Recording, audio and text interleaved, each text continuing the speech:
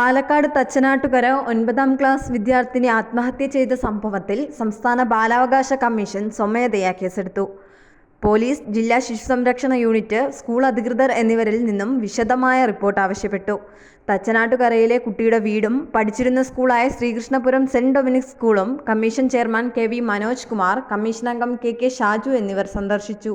മരണത്തെ തുടർന്നുണ്ടായേക്കാവുന്ന മാനസിക ആഘാതം കണക്കിലെടുത്ത് കുട്ടിയുടെ സഹപാഠികൾക്കും സ്കൂൾ ബസ്സിൽ ഒപ്പമുണ്ടാകാറുള്ള കുട്ടികൾക്കും അധ്യാപകർക്കും തിങ്കളാഴ്ച മുതൽ കൗൺസിലിംഗ് നൽകുന്നതിന് ജില്ലാ ശിശുസംരക്ഷണ യൂണിറ്റ് ചെയർമാൻ നിർദ്ദേശം നൽകി.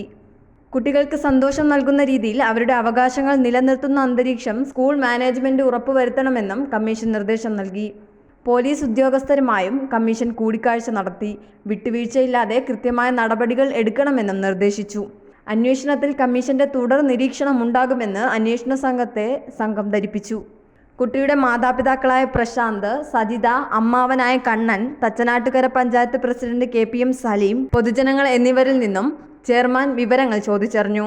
കുട്ടിയുടെ പിതാവ് ബാലാവകാശ കമ്മീഷന് രേഖാമൂലം പരാതി സമർപ്പിച്ചു.